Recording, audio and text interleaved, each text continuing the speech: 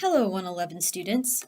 Your mud cards indicated today that you were still a little muddy on the difference between elements, ions, and isotopes. So I made this video to hopefully clear things up. Let's get started. Around 1900, we discovered that atoms were divisible and that they contain several types of subatomic particles. These particles have different masses and charges, and they control different properties of the element. They're also found in different places within the nuclear model of the atom.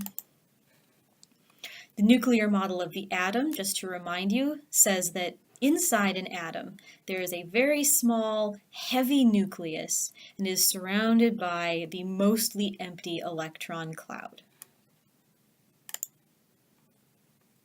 There are three types of subatomic particles found within the atom. The first is the proton, with the symbol of P+. That plus reminds you that it has a +1 charge. It has a mass of 1 atomic mass unit, and it tells you the element type.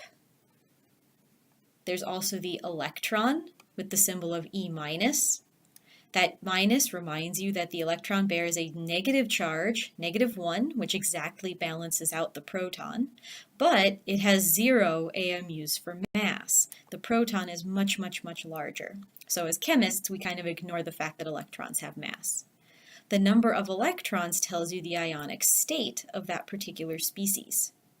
And last but not least, we have the neutron, with the symbol N0, reminding you that it has 0 charge. It's neutral, hence neutron. It does have a mass of 1 AMU, and its purpose within the nucleus is to contribute to the mass of that nucleus. The number of neutrons present tells you something about the isotope type that you're dealing with. Let's check out some examples. Here we have neutral fluorine and neutral oxygen. What we should do first is figure out how many of each type of subatomic particle is in each of these species so we can figure out how they're related. We derive the number of protons in a species from the atomic number. For fluorine, this is 9, meaning we have 9 protons. The number of electrons can be found by taking the number of protons and subtracting the charge on the species. In this case, 9 minus 0 is 9. They're perfectly balanced, that's why this is neutral. For neutrons, we need this number here, the atomic mass. That atomic mass comes from the number of protons and the number of neutrons in the nucleus. So if we know both of these values, we can simply subtract the number of protons from the atomic mass to find the number of neutrons, in this case 10. And we can do a similar thing for the oxygen. Here our atomic number is 8, so there's 8 protons. It's a neutral species, so there must be 8 electrons as well. And 16 minus 8 is 8, so we have these types of subatomic particles in the oxygen. Now the first thing we want to do to figure out how these two species are related is look at the number of protons. The number of protons is different, so we have a pair of elements on our hands. Fluorine and oxygen are different elements. Let's take a look at another example. Here we have 2 fluorine species. Because they're fluorine species, we know they both have 9 protons, so we have to dig a little deeper to find out how these two are different and how they relate to each other.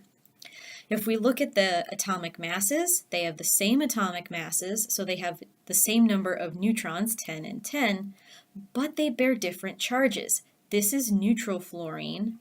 This is negatively charged fluoride. That minus sign tells us this bears a -1 charge. So if we look at electrons, the neutral fluorine has 9 to balance out the protons, but the fluoride has 9 minus a -1, which is the same as 9 plus 1, or 10. Different numbers of electrons mean that you see these things in different ionic states. Too many electrons is a negative charge, too few is a positive charge. Another example. Here we have a pair of neutral silver species. Ag is silver. If we do our little number crunching, we find that each has 47 protons and 47 electrons because they're neutrally charged silver. Where they differ is in their atomic masses. This tells us that they have different numbers of neutrons. If we calculate that out, we get 61 for silver 108 and 63 for silver 110. Different numbers of neutrons tells us that we have a pair of isotopes here. Silver 108 and silver 110 are different isotopes of the same element.